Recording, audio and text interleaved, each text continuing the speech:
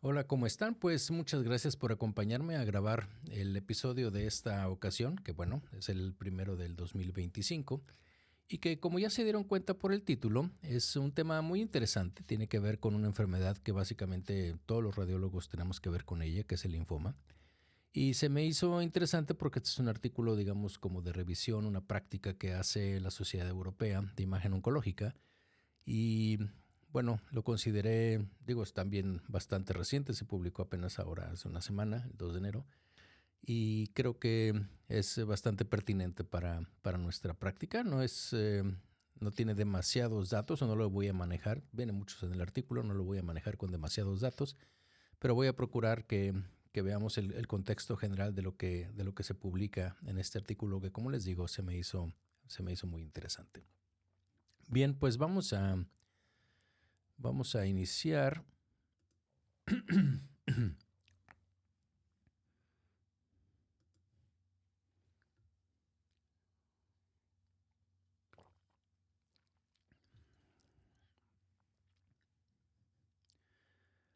Hoy abordaremos un tema complejo y crucial, las imágenes en el linfoma.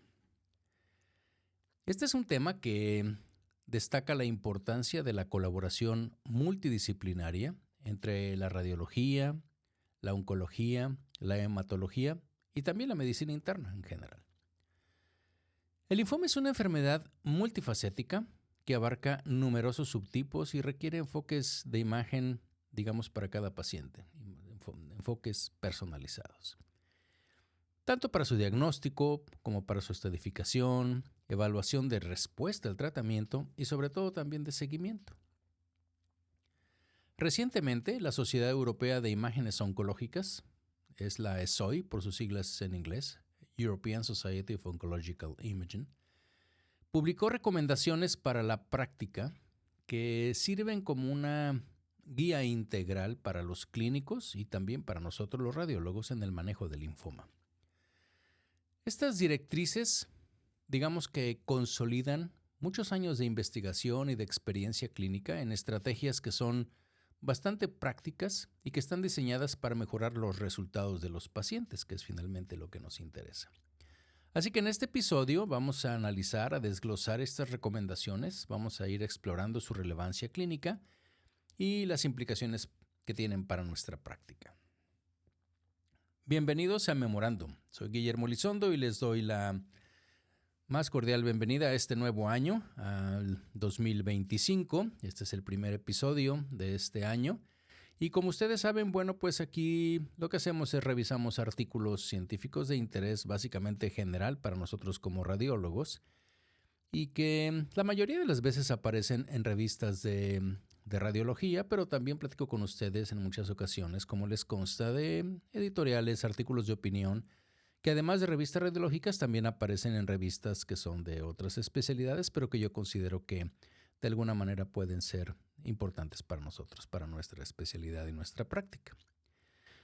Fíjense que hoy quiero platicar con ustedes de un artículo que se me hizo bastante interesante. Está publicado por la Sociedad Europea de Radiología, por el European Radiology, que es la revista de la Sociedad Europea. Se publica apenas hace unos días, el 2 de enero. Y el título en español sería algo así como Imágenes del linfoma. Recomendaciones prácticas de la Sociedad Europea de Imágenes Oncológicas.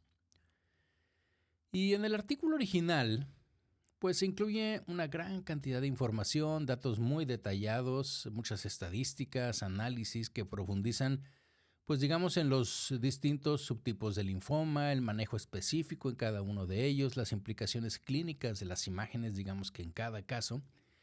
Y además el artículo aborda, pues, tiene mucha bibliografía, muchos estudios recientes, desarrollos tecnológicos, que también voy a hablar un poquitín de eso, que es la inteligencia artificial, por ejemplo, o incluso el uso de nuevos trazadores para el PET, entre otros temas de vanguardia. Pero como siempre en este episodio, pues no voy a hablar de todo eso por las características que ya hemos comentado de cómo escuchan la mayoría de ustedes el podcast, sino que he seleccionado y resumido los aspectos que son más relevantes y aplicables en nuestra práctica, digamos, clínico-radiológica. Y esto es con el objetivo de, pues, de ofrecerles una visión, digamos, clara y práctica de lo que viene en el artículo. Sin embargo, para todos aquellos que están interesados en explorar el tema a mayor profundidad, pues les recomiendo consultar el artículo completo. Es realmente viene mucha información muy valiosa, mucha evidencia científica y como siempre, pues les voy a dejar el link del artículo, que por cierto es Open Access, como la mayoría de los que procuro publicar aquí con ustedes. Y esto va a estar en las diferentes plataformas donde publico Memorando. Pues bien, como siempre, pongamos este tema un poco en contexto. Y bueno, el linfoma, pues podríamos decir que no es una sola enfermedad. Sí, es un grupo de neoplasias que se originan, todas, claro, en el sistema linfático, y que de alguna manera podríamos decir que se dividen en dos grandes categorías principales, que es el linfoma de Hodgkin y el linfoma no Hodgkin. El linfoma de Hodgkin, pues como ustedes recuerdan, representa alrededor de un 10% quizá de los casos y se define por la presencia de las células de Red Stember. ¿Se acuerdan que es una característica que se identifica obviamente y exclusivamente a través del examen histopatológico? Los pacientes con linfoma de Hodgkin suelen presentar afectación básicamente de los ganglios linfáticos, eso es lo típico, y síntomas sistémicos que son generalmente fiebre, sudores nocturnos, pérdida de peso, lo que de alguna manera sabemos o se conoce como los síntomas B.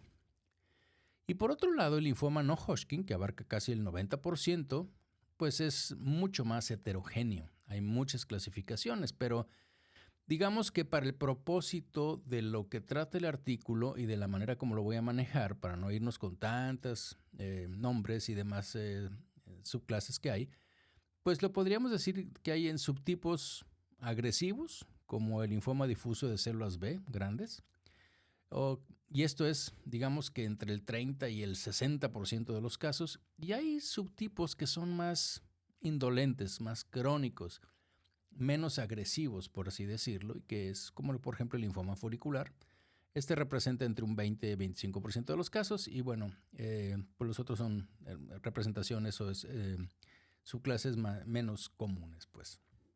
Y esta clasificación, pues como ustedes lo ven en agresivos y no agresivos, por así decirlo, pues influye profundamente en las estrategias que vamos a utilizar de imagen, porque en los linfomas agresivos, digamos, lo podríamos traducir metabólicamente muy activos, pues la tomografía por emisión de positrones con FDG, cuando la combinamos con el TAC, que es el PET-CT, ¿sí? O la PET-CT, si queremos decir que es la tomografía por emisión de positrones, pues generalmente le decimos el PET-CT, pues es el estándar de oro debido a que la alta actividad metabólica que tienen estas neoplasias, pues es justamente de lo que se trata, que va a identificar esta tecnología del PET. Porque como sabemos, el PET-CT pues mide o detecta, cuantifica el metabolismo de la glucosa dentro de las células, proporcionando así pues no solo detalles anatómicos, porque definitivamente y además, cuando lo combinamos con el PET con el TAC, pues obviamente que hay una superposición de imágenes y podemos identificar las estructuras, pero también podemos, y lo más importante en este caso, es obtener la información metabólica. Y esta, digamos, capacidad dual es lo que lo convierte en una herramienta que es muy, muy importante, invaluable para la detección temprana, para la estadificación y lo que es muy importante también en estos pacientes, ¿no? Evaluar la respuesta al tratamiento. En contraste con esto, los linfomas que son menos agresivos, indolentes, pues obviamente, por sus mismas características biológicas, suelen mostrar una captación mucho más variable, generalmente mucho más baja. No puedo decir que nula, porque probablemente eso no es lo correcto, pero muy baja, de FDG, o es muy variable, pero generalmente tendiendo a lo bajo. Y para estos casos es donde la tomografía computada con contraste pues se utiliza generalmente como la modalidad de imagen principal, especialmente para las evaluaciones que son iniciales, o sea, para el diagnóstico primario, pero también para el seguimiento. Y bueno, obviamente es como muy lógico, pero comprender estas diferencias es fundamental para optimizar la atención a los pacientes. Ahora bien, las directrices que da la ESOI, o sea, esta Sociedad de Imágenes Oncológicas, la Sociedad Europea, pues enfatizan mucho el papel central que tienen las imágenes en el manejo del linfoma, particularmente para lo que es la estadificación.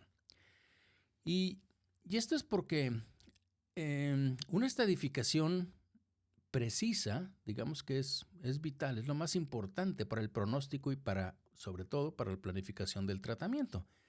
Y hablando de esto, pues los sistemas de clasificación, pues básicamente son dos, el de Ann Arbor y el de Lugano.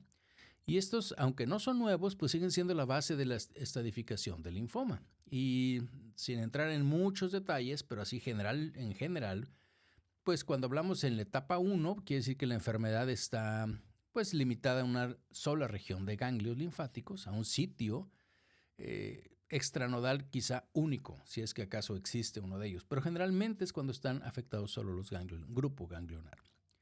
La etapa 2 refleja la afectación de múltiples regiones de ganglios linfáticos del mismo lado del diafragma.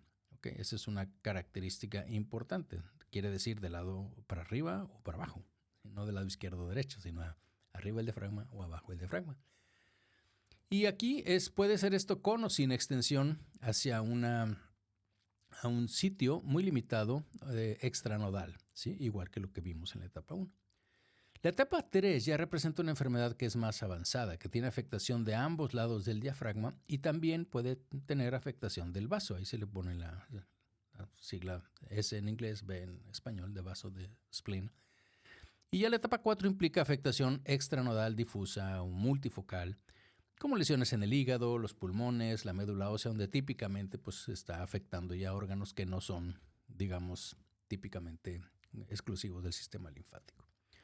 Y el PET-CT es esencialmente valioso para la estadificación de los linfomas que son metabólicamente muy activos con SFDG. Por ejemplo, si hablamos del linfoma de Hodgkin, pues el PET-CT pues, puede incluso en muchos casos, puede eliminar la necesidad de biopsia de la médula ósea porque puede identificar o descartar, ¿sí? ya sea digamos de una manera muy confiable, si la médula ósea está afectada. ¿Okay?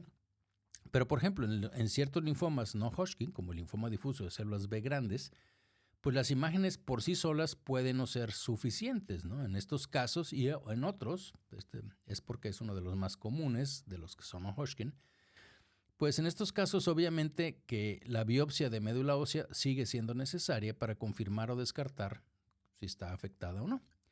Y esto resalta, pues, en la importancia de un enfoque que digamos que tiene que ser multimodal o de alguna manera específico, personalizado o dirigido, ¿sí?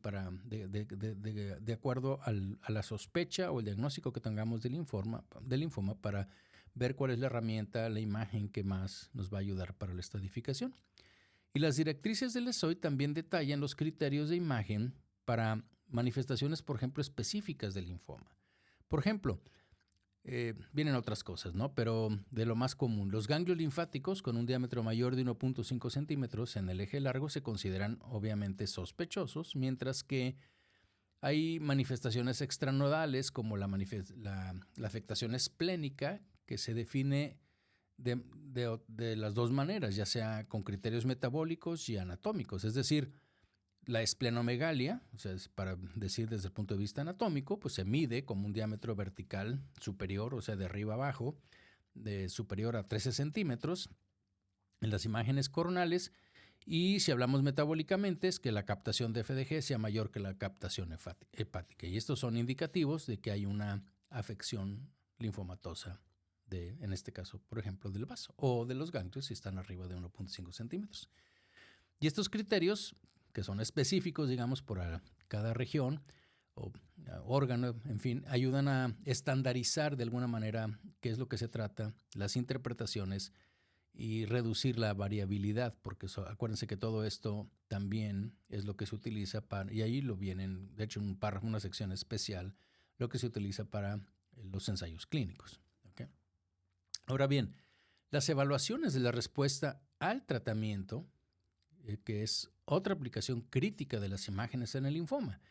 Y el PET-CT, obviamente en este caso, que es la mayoría de las veces que utilizamos con el 18-FDG, pues obviamente ha revolucionado mucho este proceso de la evaluación y sobre todo de la estandarización, gracias a la adopción de una escala de 5 puntos, que es la escala de Dubile.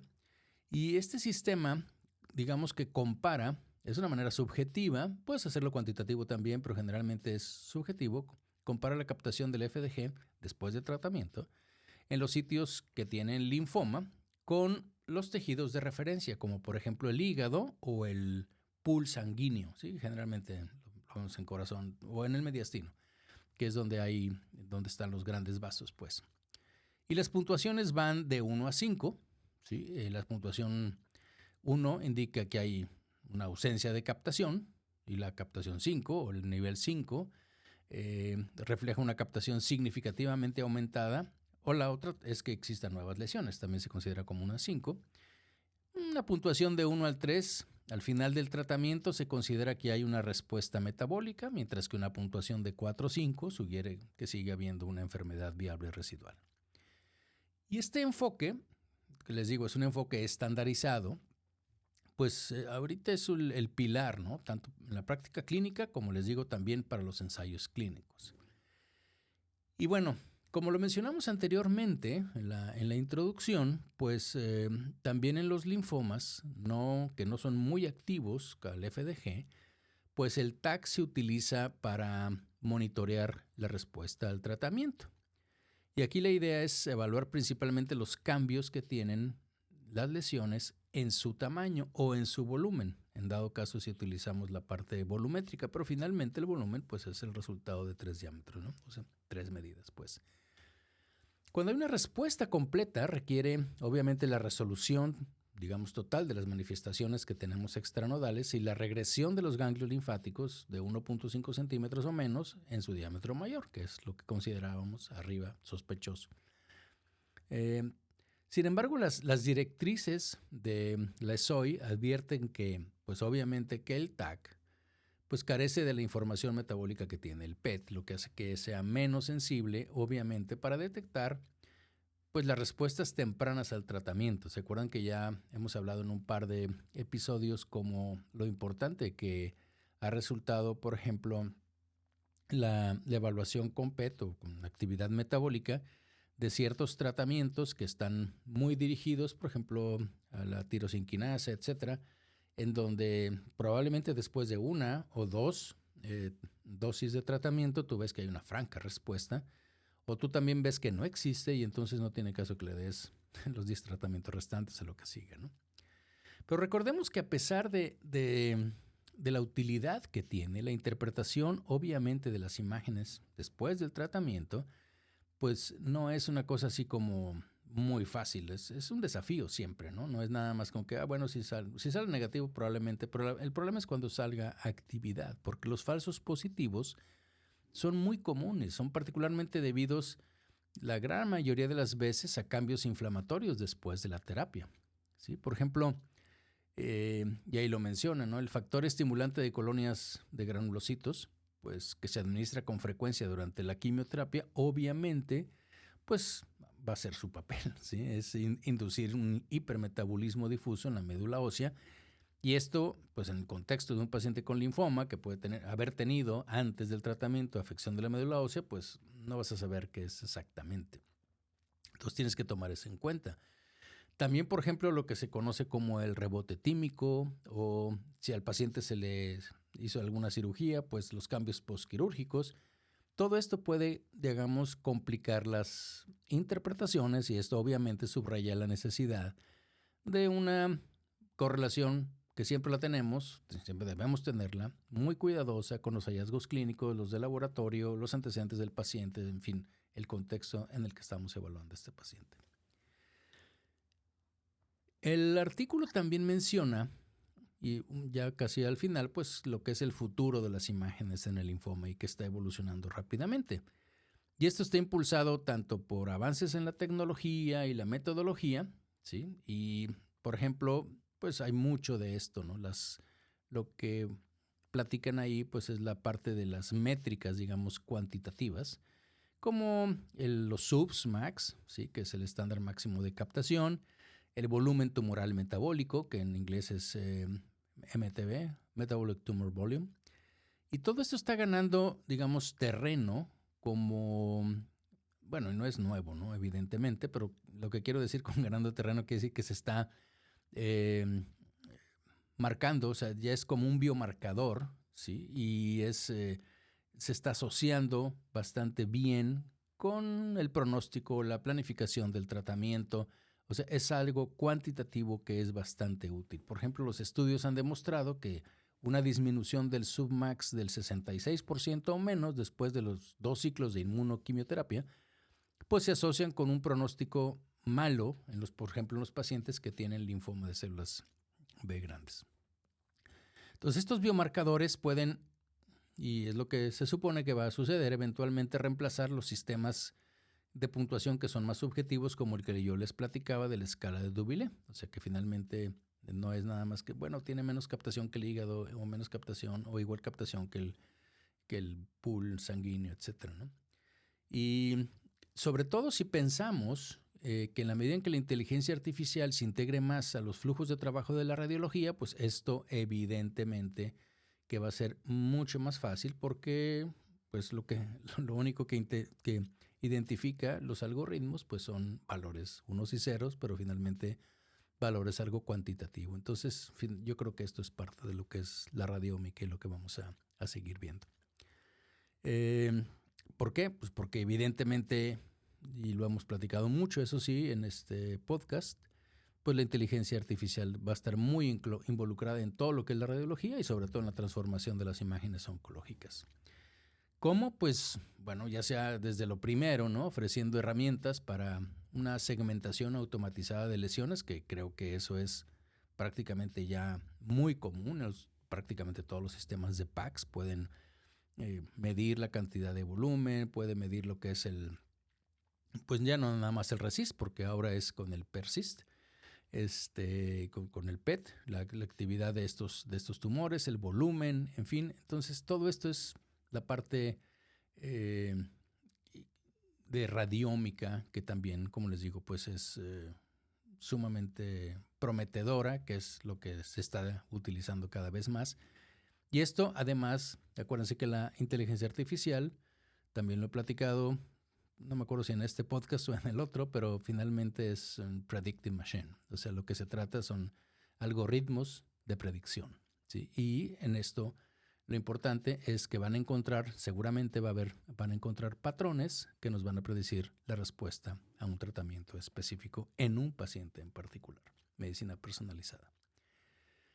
¿Por qué? Pues porque los algoritmos de aprendizaje profundo están siendo cada vez más evaluados por su capacidad, por ejemplo, para distinguir entre lo que es una respuesta metabólica completa, enfermedad residual, lo que podría, como les digo, finalmente, eventualmente reducir la variabilidad, primero intraobservador o entre observadores, y la otra es para estandarizar las interpretaciones, una manera que definitivamente es, digamos, no dependiente, no es subjetiva, sino es meramente objetiva, y ahí creo que la inteligencia artificial va a ser muy importante, o todos estos softwares de cuantificación. Y otro desarrollo interesante, pues, es la llegada de nuevos trazadores para el PET, para los linfomas que no son muy activos, por ejemplo, el FDG, pues hay trazadores como el Galio 68, el Pentixafor, que muestran un gran potencial, al menos es lo que viene ahí en el artículo. Vienen 2 o 3 referencias que pues imagínense que es, no exactamente, pero comparar como si estuviéramos viendo el cáncer de próstata con FDG o con el PSMA, ¿sí? O sea, en la medida en que seamos cada vez más específicos para el tipo de receptores en los tumores y demás, y particularmente para ciertos subtipos de linfoma, ¿sí? Como el linfoma de la zona marginal, linfoma de las células del manto, pues evidentemente que en estos casos ser más específico con un radiofármaco específico para ese tipo de linfoma o subtipo de linfoma, pues definitivamente que va a dar mayor sensibilidad y especificidad. ¿Por qué? Pues porque estos trazadores, como los otros, apuntan en vías moleculares específicas, receptores específicos, en fin, Y esto proporciona una información diagnóstica y pronóstica adicional, ¿sí?, a la que normalmente tendríamos simplemente por ver si tiene mayor actividad o no metabólica la glucosa. Y bueno, para ir concluyendo este análisis del papel de las imágenes en el linfoma, pues yo creo que queda claro que la radiología es indispensable en todos los aspectos del manejo del linfoma. O sea, me refiero a estadificación, respuesta a tratamiento, seguimiento, etc. Y finalmente, creo que es no nada más en estos casos, sino, en todos estos casos, sino en la evaluación integral, sobre todo en casos complejos, ¿no? Porque finalmente las imágenes, como siempre, pues son un pilar en la atención multidisciplinaria. Y como les decía al principio, esto definitivamente es una acción multidisciplinaria que generalmente lo vamos a ver, o lo vemos con internistas, con oncólogos, con hematólogos. Y la otra cosa es que el campo no es estático. Este campo pues está evolucionando rápidamente, está impulsado por la innovación y por la colaboración entre diferentes especialidades, diferentes tecnologías y diferentes avances en la medicina. Pues bien, gracias por acompañarme en este, recorrido por los últimos avances en imágenes del linfoma. Espero que este análisis haya proporcionado una información que sea valiosa para su práctica clínica, para su práctica diaria. Como siempre, si tienen preguntas, experiencias de caso, sugerencias para futuros episodios, por favor no duden en comunicarse. Como les decía, este es el primer episodio de Memorándum del 2025. Tengo algunas ideas para irlas incorporando en futuros episodios, ideas que surgen de las sugerencias y de los comentarios que me han hecho y que espero que ayuden a cumplir, con el objetivo de que juntos podamos continuar avanzando en el conocimiento de nuestra especialidad y con esto ir mejorando la atención a nuestros pacientes. Pues muchas gracias nuevamente y nos escuchamos en la próxima. Ustedes que se quedaron conmigo aquí en el canal de YouTube, pues muchísimas gracias. Por favor, si tienen sugerencias, comentarios, déjenlos aquí abajo, suscríbanse al canal, compártanlo, denle like, como dicen en todos los que estamos aquí en YouTube. Eso ayuda bastante a que esto se siga difundiendo. Y por favor, también si tienen sugerencias o alguna cosa, háganmela saber. Entonces, muchísimas gracias y nos vemos en la próxima.